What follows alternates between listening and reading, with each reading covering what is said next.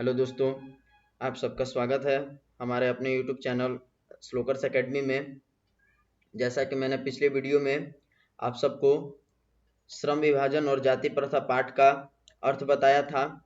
आज के इस वीडियो में मैं आप सबको इस पाठ का वस्तुनिष्ठ प्रश्न बताने वाला हूं, तो आप सभी लोग इस वीडियो को पूरा आखिरी तक ज़रूर देखिएगा और वीडियो अच्छा लगे तो अपने दोस्तों में ज़रूर शेयर कीजिएगा। तो चलिए वीडियो को शुरू करते हैं। सबसे पहला प्रश्न है, श्रम विभाजन और जाति प्रथा पाठ बाबा साहेब के किस भाषण का संपादित अंश है? पहला नंबर ऑप्शन है the castes in India their mechanism. दूसरा नंबर ऑप्शन है जेनेसिस एंड डेवलपमेंट। तीसरा नंबर ऑप्शन है एनहिलेशन ऑफ कॉस्ट। चौथा नंबर ऑप्शन है हु आर शुद्राज। तो हमारा पहला नंबर प्रश्न का करेक्ट आंसर होगा option number C, annihilation of caste. पहला प्रश्न का option number C correct answer होगा। दूसरा नंबर प्रश्न है, श्रम विभाजन और जाति प्रथा के लेखक कौन है? श्रम विभाजन और जाति प्रथा के लेखक कौन है? तो इसका करेक्ट आंसर होगा रामविलास शर्मा होगा, कि भीमराव अंबेडकर होगा, कि गुणाकर मूल्य होगा, कि option number D Mahatma Gandhi होंगे। तो इसका करेक्ट आंसर जो है ऑप्शन नंबर बी हमारा करेक्ट आंसर होगा, जो कि भीमराव अंबेडकर इसका सही आंसर होगा। भीमराव अंबेडकर इसका करेक्ट आंसर है, दूसरा का ऑप्शन नंबर बी। अगला प्रश्न तीसरा नंबर है हमारा, भीमराव अंबेडकर का जन्म कब हुआ था? ऑप्शन नंबर ए 15 अप्रैल 1819 को। ऑप्शन नंबर बी 14 अप्रैल 1891 को। ऑप्शन नंबर सी 18 फरवरी 1918 को। ऑप्शन नंबर डी 14 जनवरी 1919 को। तो इसका करेक्ट आंसर जो है ऑप्शन नंबर बी होगा, 14 अप्रैल 1891 को इनका जन्म हुआ था। अगला प्रश्न चौथा नंबर की बात करेंगे। चौथा नंबर प्रश्न है कि डॉक्टर अंबेडकर का जन्म किस राज्य में हुआ था? ऑप्शन नंबर ए उत्तर प्रदेश में। Option number B Madhya Pradesh में। ऑप्शन नंबर सी हिमाचल प्रदेश में। ऑप्शन नंबर डी बिहार में। तो प्रश्न संख्या चौथा का correct answer option number B होगा, मध्य प्रदेश में, यानी महू मध्य प्रदेश में जो है इनका जन्म हुआ था।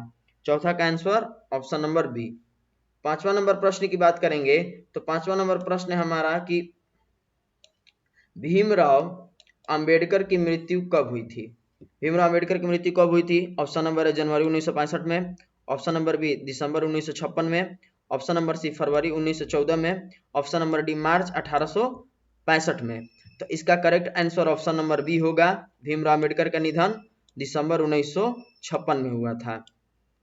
अगला प्रश्न हमारा छठा नंबर है, भीमराव अंबेडकर के चिंतन और रचनात्मकता के मुख्यतः कितने प्रेरक व्यक्ति थे? Option number A 5, option number B 8, option number C 10, option number D 3। तो 6 नंबर प्रश्न का करेक्ट आंसर होगा ऑप्शन नंबर डी, इनके रचनात्मकता के कितने प्रेरक व्यक्ति थे? तो 3 इनके प्रेरक व्यक्ति थे। अगला प्रश्न हमारा सातवां नंबर है कि डॉक्टर अंबेडकर किस वर्ग के परिवार में जन्म लिए थे? ऑप्शन नंबर ए पिछड़ा वर्ग, ऑप्शन नंबर बी सामान्य वर्ग, ऑप्शन नंबर सी दलित वर्ग, ऑप्शन नंबर डी मध्यम वर्ग। तो हमारा प्रश्न संख्या 7 का correct answer option number C होगा, दलित वर्ग में ये जन्म लिए थे। अगला प्रश्न 8वां नंबर हमारा है, 8वां नंबर कह रहा है कि जातिवाद के पोषकों द्वारा श्रम विभाजन किसका दूसरा रूप माना जाता है? ऑप्शन नंबर ए मजदूरी प्रथा का, ऑप्शन नंबर बी जाति प्रथा का, ऑप्शन नंबर सी बाल मजदूरी प्रथा का, ऑप्शन नंबर डी जो है समरसता का। तो हमारा 8वां नंबर प्रश्न का करेक्ट आंसर होगा ऑप्शन नंबर बी जाति प्रथा का। ऑप्शन नंबर बी इसका करेक्ट आंसर होगा।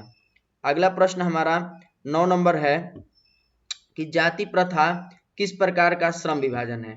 ऑप्शन नंबर है अस्वाभाविक, ऑप्शन नंबर बी प्राकृतिक, ऑप्शन नंबर सी स्वाभाविक, ऑप्शन नंबर डी संवैधानिक।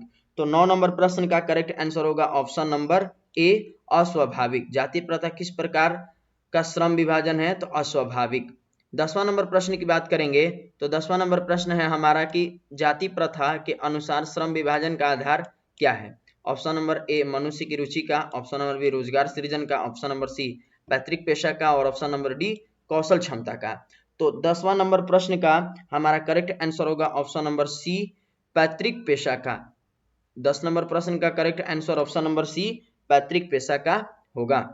अगला प्रश्न 11वां नंबर हमारा कह रहा है कि श्रम विभाजन और जाति प्रथा शीर्षक किनके द्वारा हिंदी में रूपांतरित है? तो ऑप्शन नंबर ए भीमराव अम्बेडकर के द्वारा, option number B Ramchandra Shukla के द्वारा, ऑप्शन नंबर डी ललई सिंह यादव के द्वारा, ऑप्शन नंबर डी जो है नलिन बिलोचन शर्मा। ललई सिंह यादव जो ऑप्शन नंबर सी पे है और ऑप्शन नंबर डी पे नलिन बिलोचन शर्मा है। तो हम आप सबको जब पाठ बता रहे थे तो और लेखक परिचय बताए थे भीमराव अम्बेडकर का, तो उसी में बताए थे कि हमारा श्रम विभाजन और जाति प्रथा पाठ जो है एनहिलेशन ऑफ कॉस्ट से संकलित है और इसका हिंदी में उप रूपांतरण जो है ललई सिंह यादव ने किया था। तो प्रश्न संख्या 11 का ऑप्शन नंबर सी जो है करेक्ट आंसर होगा। अगला प्रश्न 12वां नंबर कह रहा है कि विडंबना का अर्थ क्या है?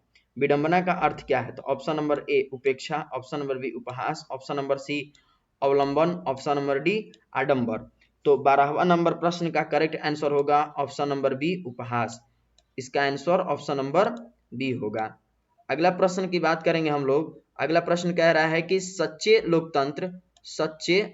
लोकतंत्र का पर्याय है। सच्चे लोकतंत्र का पर्याय है। पहला नंबर ऑप्शन है जाति प्रथा, दूसरा नंबर ऑप्शन सुशासन, तीसरा नंबर ऑप्शन है भाईचारा और चौथा नंबर ऑप्शन है यानी ऑप्शन नंबर डी जो है कानून व्यवस्था है। तो हमारा प्रश्न संख्या 13 का जो करेक्ट आंसर होगा ऑप्शन नंबर सी भाईचारा। सच्चे लोकतंत्र का क्या पर्याय है? तो भाईचारा है, मेल मिलाप करके रहना।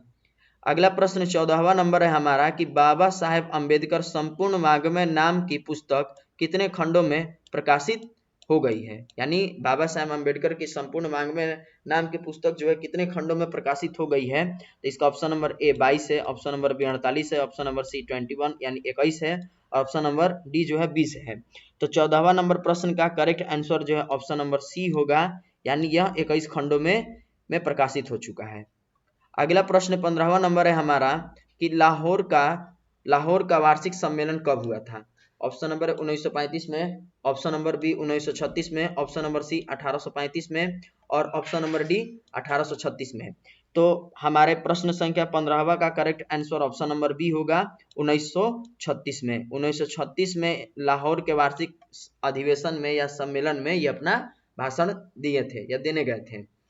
इसके बाद अगले प्रश्न की ओर बढ़ेंगे हम लोग। तो प्रश्न संख्या 16 कह रहा है कि डॉक्टर भीमराव अंबेडकर के अनुसार जाति प्रथा श्रम विभाजन के साथ साथ और किसके विभाजन का रूप लिए हुए है? ऑप्शन नंबर ए है श्रमिक विभाजन का, ऑप्शन नंबर बी है दलित विभाजन का, ऑप्शन नंबर सी है सभ्यजनों का विभाजन का और ऑप्शन नंबर डी कुशल व्यक्ति का। तो 16वां नंबर प्रश्न का करेक्ट आंसर होगा ऑप्शन नंबर डी कुशल व्यक्ति का विभाजन का। इसका करेक्ट आंसर होगा वो कुशल व्यक्ति का विभाजन का। 17वां नंबर प्रश्न कह रहा है कि कौन सी व्यवस्था मनुष्य के प्रशिक्षण अथवा उसकी निजी क्षमता का विचार किए बिना ही उसका पेशा निर्धारित कर देती है। यहाँ पूछा जा रहा है कि कौन सी ऐसी व्यवस्था है जो मनुष्य के प्रशिक्षण अथवा उसके निजी क्षमता के जाने बगैर जो है उसका पेशा निर्धारित कर देती है। तो ऑप्शन नंबर है जाति प्रथा, ऑप्शन नंबर बी शासन व्यवस्था, ऑप्शन नंबर सी जो है मध्य युगीन व्यवस्था, ऑप्शन नंबर डी आधुनिक व्यवस्था। तो हमारा 17 नंबर प्रश्न का करेक्ट आंसर होगा ऑप्शन नंबर ए जाति व्यवस्था या जाति प्रथा। ये नहीं पूछती है, ये नहीं जांचती है कि आप प्रशिक्षित हैं, कि आपकी क्षमता क्या है, ये कुछ नहीं जांचती है, या डायरेक्ट हमारा पेशा निर्धारित करती है कौन? तो जाति व्यवस्था। तो 17 का करेक्ट आंसर ऑप्शन नंबर ए होगा। अगला प्रश्न हमारा 18वां नंबर है। 18वां नंबर कहा जा रहा है प्रश्न में कि आधुनिक मनु कहा गया है, यानी आधुनिक मनु किसे कहा गया है? 18 नंबर प्रश्न है। इसका पहला नंबर ऑप्शन है डॉक्टर राजेंद्र प्रसाद, दूसरा नंबर ऑप्शन है महात्मा गांधी, तीसरा नंबर ऑप्शन है सच्चिदानंद सिन्हा, चौथा नंबर ऑप्शन है डॉक्टर भीमराव अंबेडकर। तो हमारे प्रश्न संख्या 18 का करेक्ट आंसर होगा option number D doctor Bhimrao Ambedkar को। अगला प्रश्न 19वां नंबर है कि लेखक की दृष्टि में विडंबना की बात क्या है? ऑप्शन नंबर ए है जातिवाद के पोषकों की कमी नहीं है, ऑप्शन नंबर बी जातिवाद के पोषक नगण्य है, ऑप्शन नंबर सी आर्थिक दृष्टि के जातिवाद उचित है, ऑप्शन नंबर डी जातिवाद लोकतंत्र के विरुद्ध नहीं है। तो हमारे 19वां नंबर प्रश्न का करेक्ट आंसर होगा ऑप्शन नंबर ए कि जातिवाद के पोषकों की कमी नहीं है। 19 का करेक्ट आंसर ऑप्शन नंबर ए होगा।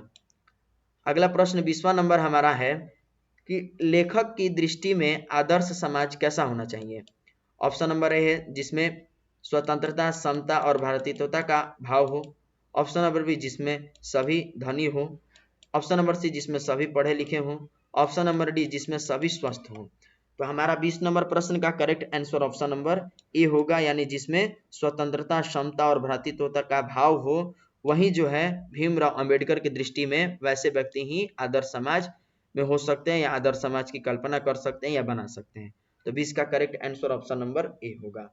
अगला प्रश्न हमारा जो है 21वां नंबर, लेखक बेरोजगारी का प्रमुख और प्रत्यक्ष कारण किसे मानते हैं।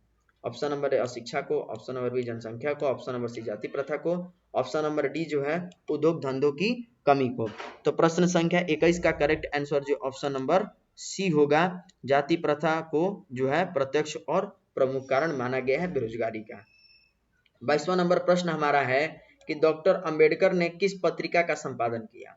ऑप्शन नंबर ए उज्जवल भारत का, ऑप्शन नंबर बी उड़ता भारत का, ऑप्शन नंबर सी बहिष्कृत भारत का, ऑप्शन नंबर डी परिष्कृत भारत का।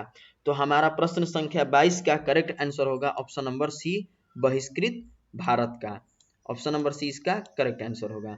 अगले प्रश्न की ओर बढ़ेंगे हम लोग। तो 23वां नंबर प्रश्न है कि भारतीय संविधान के निर्माता के रूप में हम किन्हें जानते हैं। Option number A Mahatma Gandhi को, option number B Bhimrao Ambedkar को, option number C Jawaharlal Nehru को, option number D Subhash Chandra Bose को। तो भारतीय संविधान के निर्माता के रूप में हम किन्हें जानते हैं, तो बाबा साहेब अंबेडकर यानी भीमराव अंबेडकर को हम लोग जानते हैं। इसका correct answer option number B होगा। अगला प्रश्न 24वां नंबर है हमारा। 24वां नंबर कहा जा रहा है कि आधुनिक सभ्य समाज कार्य कुशलता के लिए किसे आवश्यक मानता है। ऑप्शन नंबर श्रम विभाजन को, ऑप्शन नंबर बी जो है धन विभाजन को, ऑप्शन नंबर सी जन विभाजन को, ऑप्शन नंबर डी जाति विभाजन को। तो 24वां नंबर प्रश्न का करेक्ट आंसर होगा ऑप्शन नंबर ए श्रम विभाजन को। 24 प्रश्न का सही आंसर जो है ऑप्शन नंबर ए होगा। अगला प्रश्न जो 25वां नंबर है हमारा कि डॉक्टर भीमराव अंबेडकर के पिता का क्या नाम था। Option number A Ramdev Sakpal, option number B Ramji Sakpal, option number C Ramkishun Sakpal, option number D Radhe Ram Sakpal. तो 25वां नंबर प्रश्न का करेक्ट आंसर होगा option number B Ramji Sakpal इनके पिता का नाम था। 26वां नंबर अगर प्रश्न की बात करेंगे कि 26वां नंबर प्रश्न क्या है, तो 26वां नंबर प्रश्न कहा जा रहा है कि डॉक्टर भीमराव अंबेडकर के माता का क्या नाम था। डॉक्टर भीमराव अंबेडकर की माता का क्या नाम था, ये प्रश्न है हमारा। Option number A Ranibai, option number B Kuntibai, option number C Shilabai, option number D जो है भीमाबाई। तो प्रश्न संख्या 26 का करेक्ट आंसर जो ऑप्शन नंबर डी होगा, यानी भीमराव अंबेडकर की माता का नाम भीमाबाई था, पिता का नाम क्या था, तो रामजी सकपाल था। 27वां नंबर प्रश्न है हमारा कि डॉक्टर अंबेडकर ने पीएचडी की उपाधि कब प्राप्त की। डॉक्टर अंबेडकर ने पीएचडी की उपाधि कब प्राप्त की, ये प्रश्न है। ऑप्शन नंबर ए इसका है 1920 ईस्वी में, ऑप्शन नंबर बी है 1918 ईस्वी में, ऑप्शन नंबर सी है 1916 ईस्वी में, ऑप्शन नंबर डी है 1914 ईस्वी में। तो 27वां नंबर प्रश्न का जो है correct answer option number C होगा। ऑप्शन नंबर सी 1916 ईस्वी में इन्होंने पीएचडी की उपाधि प्राप्त की थी। अगला प्रश्न 28वां नंबर है हमारा कि मुख्य नायक क्या है। ऑप्शन नंबर ए अखबार, ऑप्शन नंबर बी पत्रिका, ऑप्शन नंबर सी पुस्तक, ऑप्शन नंबर डी कहानी संग्रह। तो 28वां नंबर प्रश्न का सही आंसर जो है ऑप्शन नंबर बी होगा, पत्रिका। मुख्य नायक क्या है, तो यह एक पत्रिका है।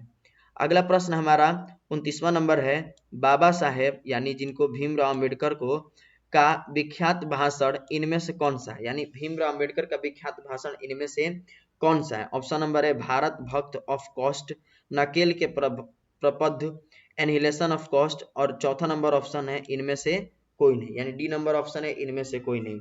तो इसका करेक्ट आंसर जो 29वां नंबर का है वह होगा annihilation of cost. Annihilation of cost जो है इनका विख्यात भाषण था बाबा साहेब भीमराव अंबेडकर का।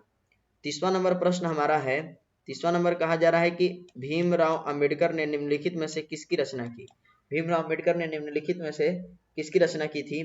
तो ऑप्शन नंबर ए बहादुर की, ऑप्शन नंबर बी नाखून क्यों बढ़ते हैं की, ऑप्शन नंबर सी श्रम विभाजन और जाति प्रथा की, ऑप्शन नंबर डी जो है भारत से हम क्या सीखें।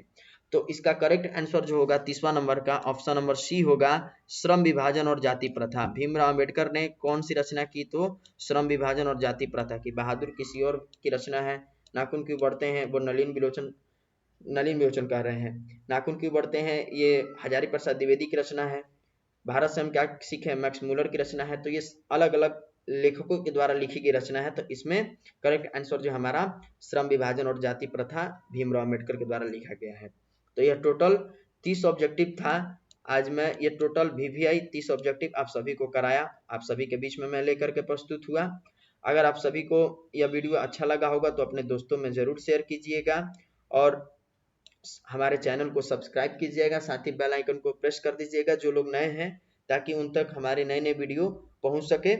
और जिन्हें भी हमारे जितने भी क्लास के PDF नोट्स चाहिए तो हमारे वो श्लोकर्स एकेडमी के टेलीग्राम चैनल को ज्वाइन कर सकते हैं, जहां पर उन्हें फ्री ऑफ कॉस्ट में जो है PDF प्रोवाइड किया जा रहा है। तो आप सभी लोग जरूर टेलीग्राम चैनल को जुड़िए। धन्यवाद।